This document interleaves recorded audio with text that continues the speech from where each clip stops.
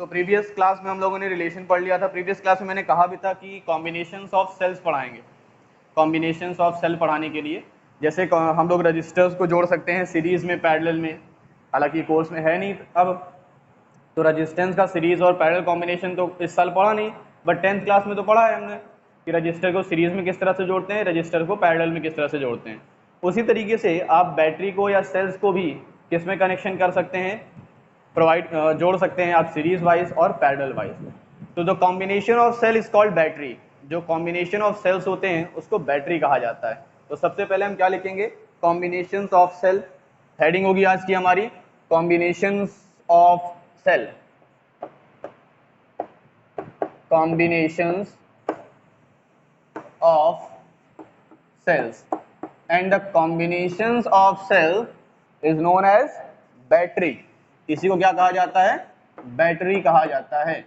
combinations of cell is called battery। तो combination कितने प्रकार से होगा, कॉम्बिनेशन होगा आपका सीरीज वाइज, सीरीज कॉम्बिनेशन हम लोग पढ़ेंगे।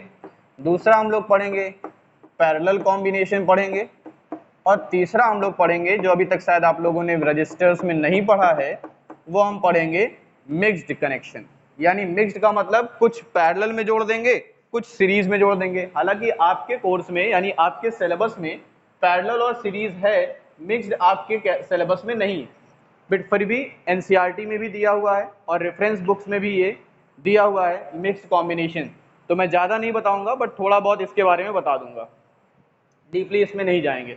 हम लोग डीप पढ़ेंगे किसको, सीरीज कॉम्बिनेशन को और पैरेलल कॉम्बिनेशन को। देखते हैं सीरीज कॉम्बिनेशन किस तरह से होता है और ये अच्छा होता है या खराब होता है। यानी सेल्स को सीरीज में जोड़ना चाहिए तो कब जोड़ना चाहिए, कब अच्छा होता है, कब खराब होता है, और अगर पैरेलल में जोड़ते हैं तो कब अच्छा होता है और कब खराब होता है। ये सारी चीजें आज हम लोग सीख डालेंगे जल्दी जल्दी। तो सबसे पहला आज के टॉपिक का series combination of cells, cells का सीरीज कॉम्बिनेशन आज पढ़ने वाले हैं।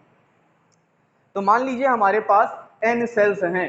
कितने सेल्स हैं, n सेल्स हैं, और सभी का ईएमएफ जो है वो E है। सभी का ईएमएफ, मान लीजिए सभी का ईएमएफ E नहीं है, सबका ईएमएफ अलग अलग है, सबका ईएमएफ जो है वो अलग अलग है, और सभी सेल्स का इंटरनल रेजिस्टेंस भी अलग अलग है। यानी R1, R2, R3 ये इंटरनल रेजिस्टेंस है, और E1, E2, E3 ये ईएमएफ हैं सभी सेल्स के।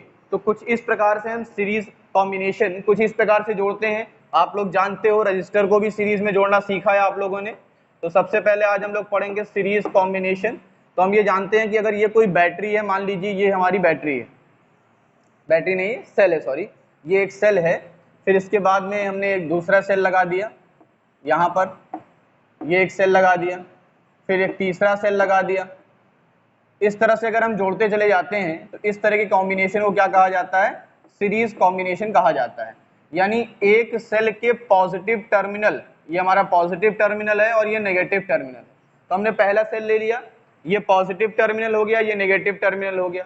दूसरा सेल हमने लिया, दूसरे सेल के पॉजिटिव टर्मिनल को, दूसरे सेल के पॉजिटिव टर्मिनल को पहले सेल के नेगेटिव टर्मिनल से जोड़ दिया जाए। फिर इसी क्रम में अगर दूसरे सेल के नेगेटिव टर्मिनल को तीसरे सेल के पॉजिटिव टर्मिनल से जोड़ दिया जाए, तो इस तरह का बना हुआ कॉम्बिनेशन एंड सो ऑन, आगे भी ऐसे ऐड करते चले जाएं, तो इस तरह का बना हुआ कॉम्बिनेशन क्या कहलाता है, सीरीज कॉम्बिनेशन कहलाता है। अगर हम इसके इंटरनल रेजिस्टेंस को शो करें, तो मैंने बताया था कि आपको इंटरनल रेजिस्टेंस कैसे शो करना है। आप ऐसे बना दीजिए, यहाँ पर ऐसे बना दीजिए, यहाँ पर ऐसे बना दीजिए, और यहाँ पर भी रेजिस्टेंस थोड़ा सा छोटा सा रेजिस्टेंस बना दीजिए, कुछ ऐसे रेजिस्टेंस बना दीजिए। फिर इसको आप क्या कर दीजिए, डॉटेड लाइन से कैप्चर कर दीजिए, इस तरह से ब्रैकेट में बंद कर दीजिए। ये सही तरीका है सर्किट ड्रॉ करने का, ये सर्किट ड्रॉ करने का एक प्रॉपर वे है, सही तरीका है। इस तरह से आपको सर्किट ड्रॉ करनी है। इसके बाद हमने ये सीरीज कॉम्बिनेशन, हमने 4 सेल लिए हैं। आपका मन करे तो आप 25, 20, 25, 100 जितने सेल्स लेना चाहते हैं उतने ले सकते हैं। तो हम डेरिवेशन करेंगे ये मान करके कि हमने n सेल्स लिए हैं। अब n की वैल्यू कुछ भी हो सकती है।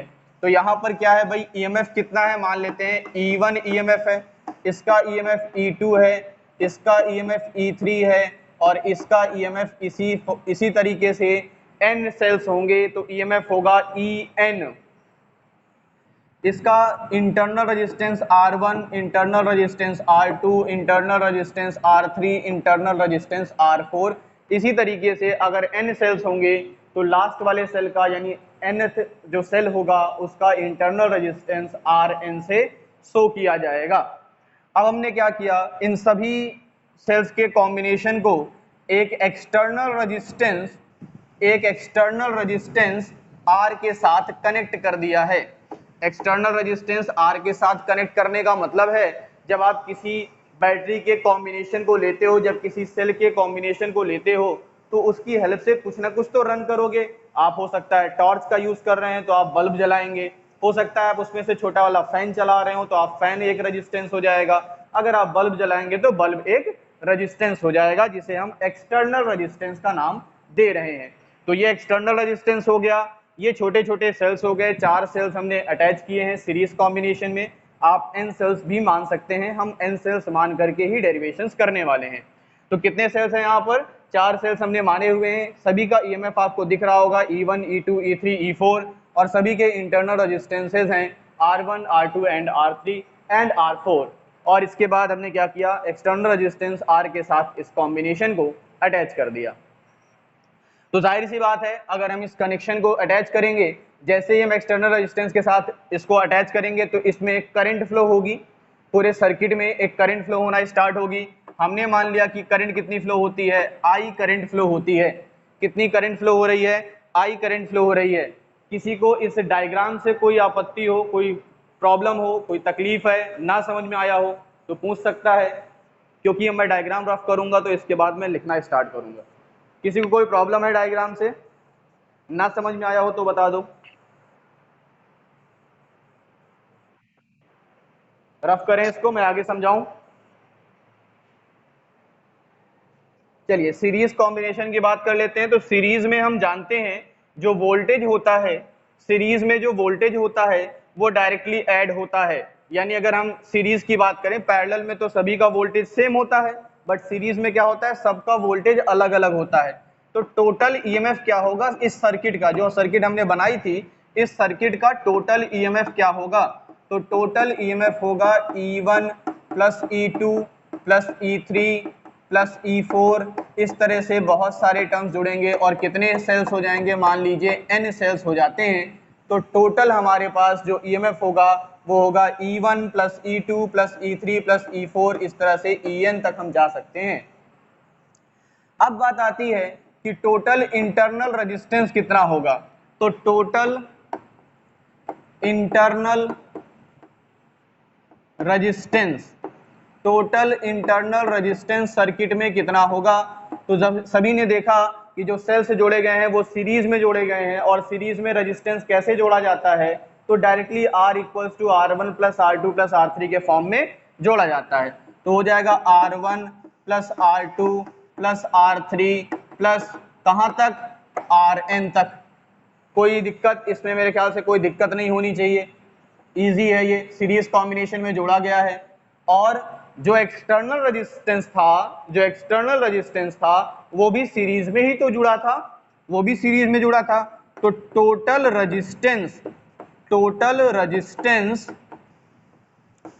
ऑफ सर्किट का टोटल रेजिस्टेंस कितना हो जाएगा भाई, तो टोटल रेजिस्टेंस हो जाएगा सर्किट का, ये जितने R जुड़े हुए हैं, ये जितने R जुड़े हुए हैं इसके साथ हम कैपिटल R को भी अटैच कर देंगे।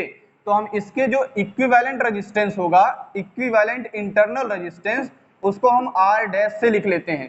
तो R dash is equals to इतना हो गया, तो R dash plus capital R, एक ये भी अटैच हो जाएगा। R डैश इसका इक्विवेलेंट रेजिस्टेंस और एक्सटर्नल रेजिस्टेंस दोनों जुड़ गया तो R डैश प्लस R आ गया। इसमें किसी को दिक्कत है, इतनी चीजों में किसी को दिक्कत हो तो बताओ मुझे। दिक्कत है, आसान है, समझ में आ गया होगा। स्क्रीनशॉट लेते चलिएगा सारी चीजों की, ठीक है, क्योंकि मैं रफ कर करके समझाना पड़ रहा है, बोर्ड छोटा पड़ता है। रफ कर रहा हूं इसको मैं, इसके आगे अब बात करते हैं करंट की, क्योंकि हम बैटरी या सेल्स को जोड़ रहे हैं, सेल को जोड़ करके बैटरी बना रहे हैं, तो किस वजह से हमें करंट चाहिए, इस वजह से तो हमें करंट निकालना है। तो देखते हैं कितनी करंट यहाँ मिलती है। करंट का फॉर्मूला क्या होता है भाई, according to Ohm's law I is equals to V upon R. V का मतलब टोटल पोटेंशियल और R का मतलब टोटल रेजिस्टेंस। तो करंट कितनी होगी, I इज इक्वल्स टू हो जाएगा total EMF upon total resistance, total EMF upon total resistance. तो भाई I is equal to total EMF कितना है, तो E1 plus E2 plus E3, कहाँ तक भाई प्लस करेंगे, ये सारी EMF को प्लस करेंगे तो En तक आ जाएगा। और इसका मतलब ये है कि R1 plus R2 plus R3 कहाँ तक भाई, Rn तक, और साथ में एक्सटर्नल रेजिस्टेंस R भी ऐड हो जाएगा। ये समझ में आ गया होगा मेरे ख्याल से। तो यही है हमारा, सेल से हम इतनी करंट ड्रॉ कर सकते हैं, इतनी करंट प्राप्त कर सकते हैं अगर हम सेल्स को सीरीज में ऐड कर दें। तो फॉर्मूला आपको समझ में आ गया होगा, टोटल ईएमएफ यानी सभी ईएमएफ को ऐड कर दीजिए, सभी रेजिस्टेंस को सीरीज में जोड़ दीजिए और प्लस एक्सटर्नल रेजिस्टेंस को जोड़ दीजिए। अब यहाँ से केसेस बनते हैं। केस कुछ ऐसा बनेगा कि मान लीजिए सभी सेल ऐसे हैं जिसका ईएमएफ इक्वल है, सभी सेल्स का ईएमएफ जो है वो इक्वल है और सभी सेल के इंटरनल रेजिस्टेंस भी इक्वल हैं, सभी सेल के ईएमएफ भी इक्वल है और सभी सेल के इक्विवेलेंट इंटरनल रेजिस्टेंस भी इक्वल हैं। तब बताइए क्या I की वैल्यू ये हो जाएगी, I is equals to NE upon NR plus capital R। क्या I की वैल्यू को ये लिखा जा सकता है, अगर सभी सेल का EMF इक्वल यानी E के बराबर हो जाए, सभी सेल का EMF E हो जाए और सभी सेल के इंटरनल रेजिस्टेंस स्मॉल r हो जाएं, तो क्या हम I is equals to NE upon NR plus R लिख सकते हैं? जी सर, बिल्कुल लिख सकते हैं, क्योंकि अगर तीन सेल हमने जोड़े हैं, तीन सेल जोड़े हैं E plus E plus E, ये सभी का EMF E था, तो कितना आ जाएगा, ये 3E आ जाएगा। तो अगर N सेल्स जोड़े थे तो कितने E हो जाएंगे, NE हो जाएगा। और रेजिस्टेंस का भी हाल कुछ ऐसे ही रहेगा, तो इंटरनल रेजिस्टेंस NR होने में हमें कोई आपत्ति नहीं होनी चाहिए। अब यहाँ से ये N सेल्स सभी का EMF इक्वल हो जाए तब की बात है। नॉर्मली जो हम सेल यूज़ करते हैं, बैटरी में जो यूज़ करते हो आप लोग, टॉर्च में जो यूज़ करते हैं सेल, वो एक ही कंपनी के एवरेडी के हो जाते हैं। एवरेडी के सेल तीनों एक ही मिला देते हो, सभी सेल का EMF इक्वल होता है, सभी सेल के इंटरनल रेजिस्टेंस भी इक्वल होते हैं। नॉर्मली हम देखते हैं कि जो भी हम कॉम्बिनेशन रियल लाइफ में करते हैं, चाहे वो पैरेलल कॉम्बिनेशन हो या सीरीज कॉम्बिनेशन हो, हम इक्वल EMF और इक्वल इंटरनल रेजिस्टेंस वाले सेल का ही इस्तेमाल करते हैं। तो इसीलिए इसको पढ़ना कंपल्सरी था, जरूरी था। इसमें भी अब दो केसेस जनरेट होंगे। एक ऐसा केस जनरेट होगा कि पहला केस हो सकता है इफ इंटरनल रेजिस्टेंस जो हो, सेल का इंटरनल रेजिस्टेंस जो एक्सटर्नल रेजिस्टेंस हमने लगाया उससे बहुत ज्यादा हो। ऐसा हो सकता है कि सेल का इंटरनल रेजिस्टेंस एक्सटर्नल रेजिस्टेंस से बहुत ज्यादा हो, तो ये जो NR हो जाएगा ये R के कंपैरिजन में बहुत बड़ा हो जाएगा। तो हम NR के कंपैरिजन में R को नेग्लेक्ट मान सकते हैं। इट मींस तब I की वैल्यू हो जाएगी NE अपॉन NR और N से N कैंसिल कर देंगे तो I की वैल्यू क्या आ जाएगी, E अपॉन R आ जाएगी। करंट कितना आया, E अपॉन R आ गया। मतलब समझिएगा, अभी आपको कुछ मतलब निकलेगा। मैं इसको रफ कर रहा हूं, ये जो लिखा हुआ है इसको रफ करने में कोई दिक्कत?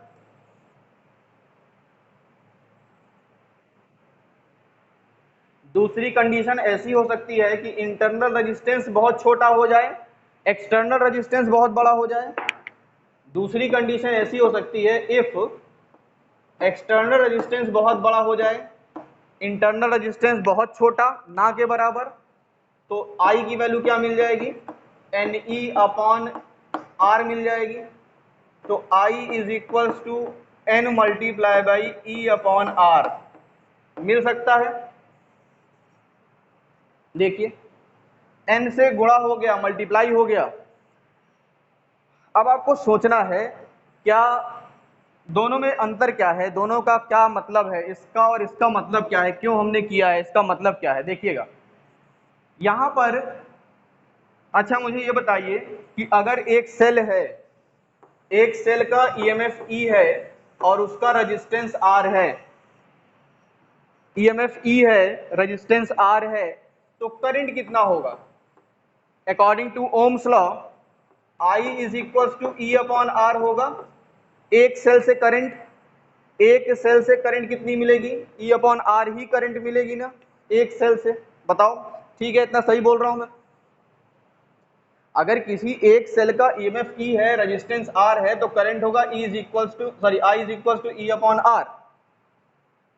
क्लियर? अगर किसी सेल का ईएमएफ ई है, रेजिस्टेंस कैपिटल आर है, मान लीजिए सर्किट में रेजिस्टेंस कैपिटल आर है सर्किट में, तो ई अपॉन आर एक सेल से करंट आएगी, एक सेल से करंट कितनी आएगी? ई अपॉन आर करंट आएगी। एक सेल से करंट कितनी आएगी? E upon are.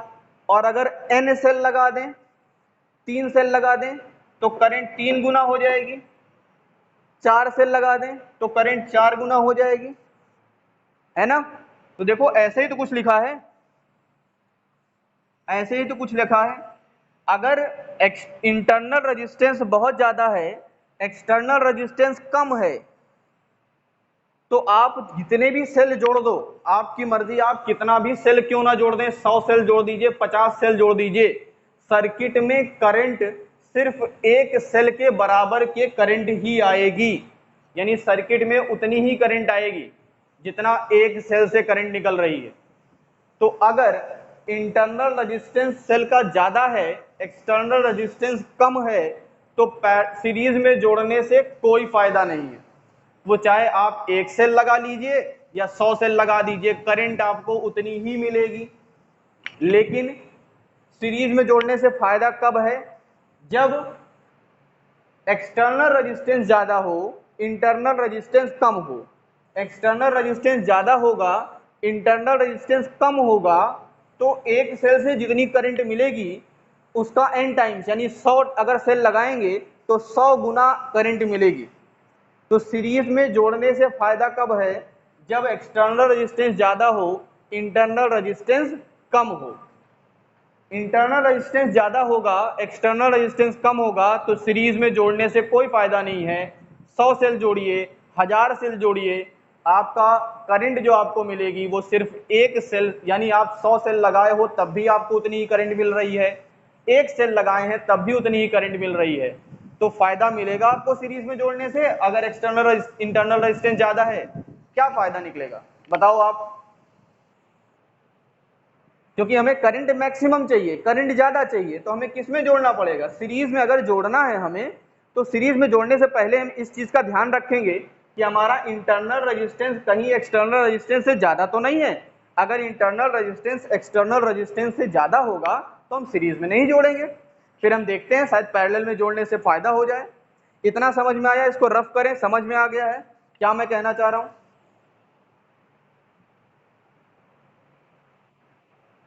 रफ कर दें इसको। चलिए अगला टॉपिक देखते हैं, पैरेलल कॉम्बिनेशन। तो सीरीज कॉम्बिनेशन में इतना था, आपको समझ में आया होगा मेरे ख्याल से। पैरेलल कॉम्बिनेशन देखिएगा,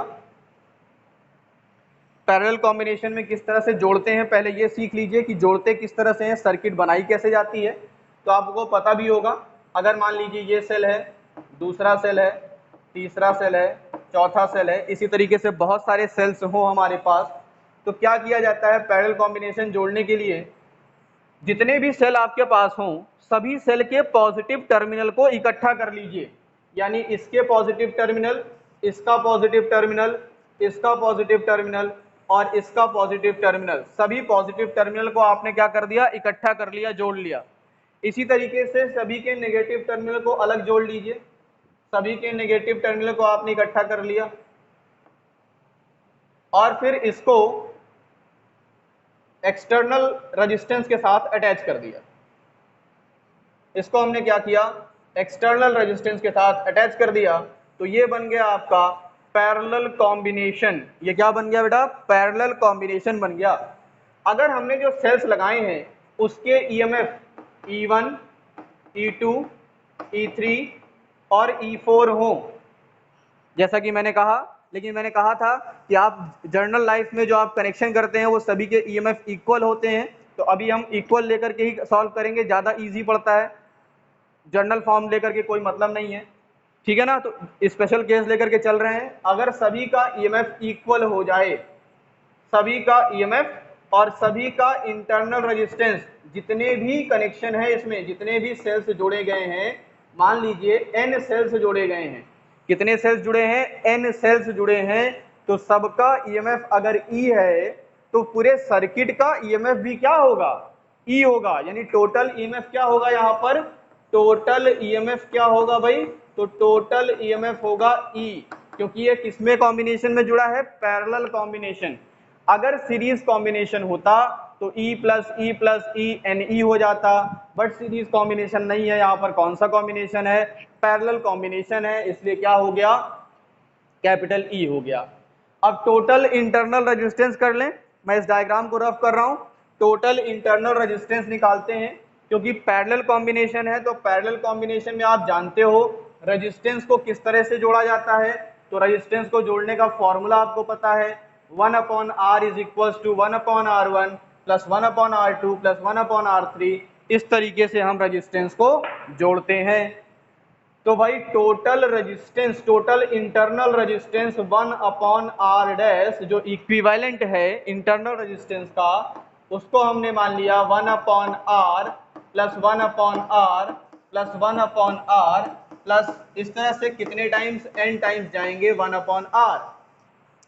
अच्छा बताइए, अगर 2 बार लिखा होता 1/R प्लस 1/R तो आंसर क्या आता, 2/R। 3 बार लिखा होता 1/R 1/R 1/R तो आंसर क्या आता, 3/R। कितने सेल्स जोड़े गए हैं, n सेल्स जोड़े गए हैं, तो रेजिस्टेंस क्या आएगा, इंटरनल रेजिस्टेंस n/R आ जाएगा। तो R डैश क्या होगा, R डैश होगा R/N, R डैश क्या हो जाएगा, R/N। और इसके साथ आपने देखा कि जो इक्विवेलेंट इंटरनल रेजिस्टेंस था, जो अभी हमने सर्किट बनाई थी, उसके साथ एक्सटर्नल रेजिस्टेंस किसमें जुड़ गया था, एक्सटर्नल रेजिस्टेंस जुड़ा था उसमें सीरीज वाइज, उसमें किसमें जुड़ा था, सीरीज वाइज। तो क्या हो जाएगा भाई, टोटल रेजिस्टेंस क्या हो जाएगा सर्किट का, तो सर्किट का टोटल रेजिस्टेंस क्या हो जाएगा, total resistance of circuit becomes R dash plus R। R dash की वैल्यू कितनी है भाई, तो R/N प्लस R। अगर इसको हम सॉल्व करते हैं तो हमें क्या मिलता है, R प्लस NR/N। तो ये हो गया टोटल रेजिस्टेंस, सर्किट का total resistance R plus NR divided by N, ये हमारा टोटल रेजिस्टेंस होगा सर्किट का। इतनी बात समझ में आई तो मैं आगे बढ़ूं।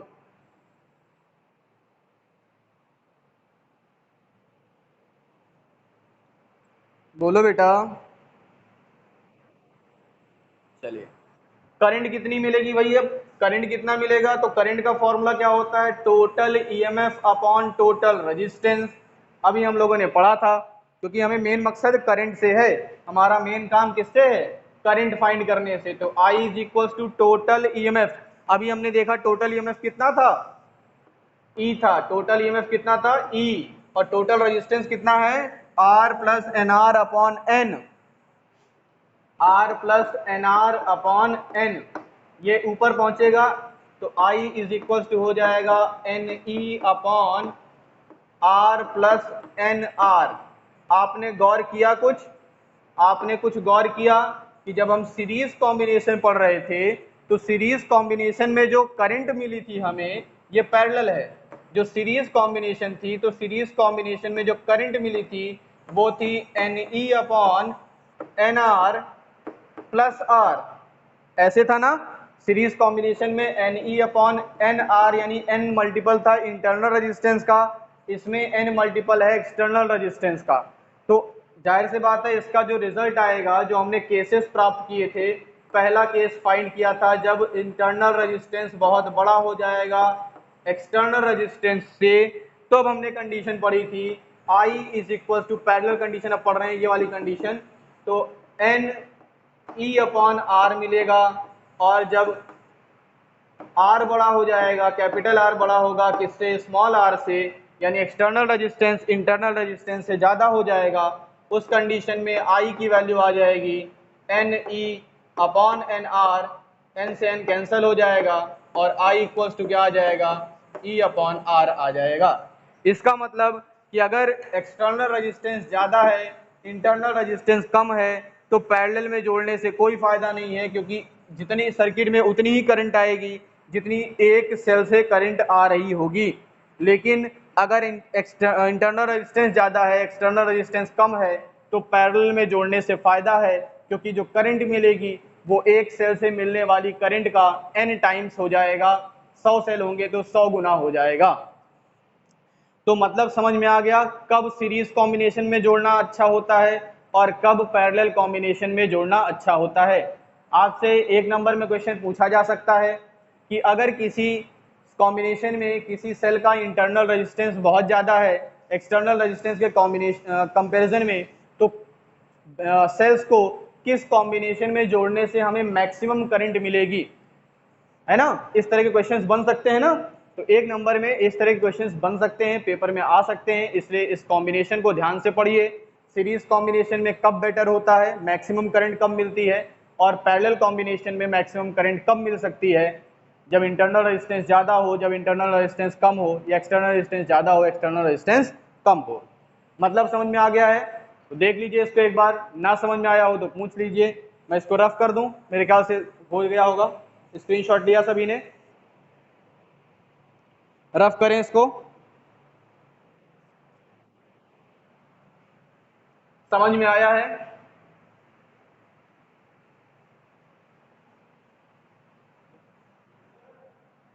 एक टॉपिक और बचा, मिक्स्ड कॉम्बिनेशन, जो आपके कोर्स में तो नहीं है, सिलेबस में नहीं है, बट मैं थोड़ा बहुत समझा देता हूँ मिक्स्ड कॉम्बिनेशन में होता क्या है। जैसे आप समझ चुके होंगे, मान लीजिए कि आपके पास बहुत सारे सेल हैं, आप क्या करते हैं, ये सेल आपने जोड़ दिए, ऐसे जोड़ा, ऐसे जोड़ा, ऐसे जोड़ा, ठीक है, बहुत सारे सेल्स आपने जोड़ दिए सीरीज में, ये सीरीज में जोड़ दिया, सभी को सीरीज में जोड़ दिया।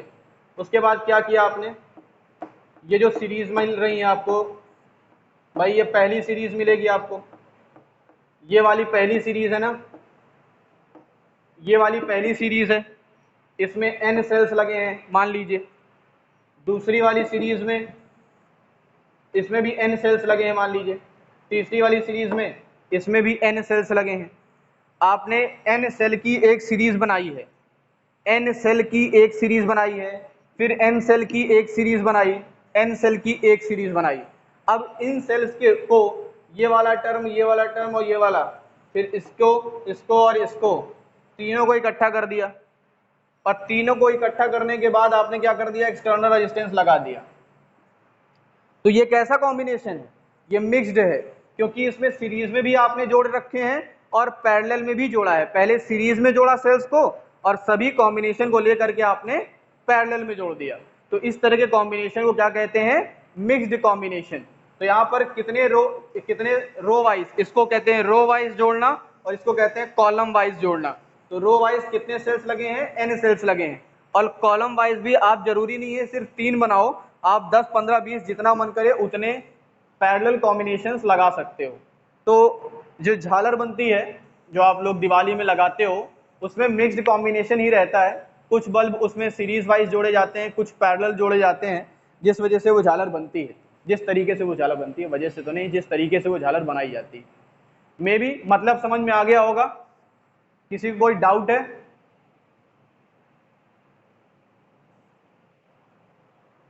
आज का टॉपिक समझ में आया सबको? चलिए फिर अगले टॉपिक यानी नेक्स्ट क्लास में हम लोग क्या पढ़ेंगे, नेक्स्ट क्लास में हम लोग पढ़ेंगे क्या पढ़ेंगे, हीटिंग इफेक्ट ऑफ करंट, यही बचा हुआ है, हीटिंग इफेक्ट ऑफ करंट। अच्छा बचा तो बहुत कुछ है अभी, व्हीट स्टोन ब्रिज वगैरह भी बचा हुआ है। फिलहाल heating effect of current next class में पढ़ेंगे, यानी कल। उसके बाद इस चैप्टर में अभी किरचॉफ लॉ बचा हुआ है ना, किरचॉफ लॉ बचा है, व्हीट स्टोन ब्रिज बचा है, मीटर ब्रिज बचा है, अभी बहुत कुछ है, पोटेंशियोमीटर बचा है, अभी बहुत कुछ बचा हुआ है। हाँ,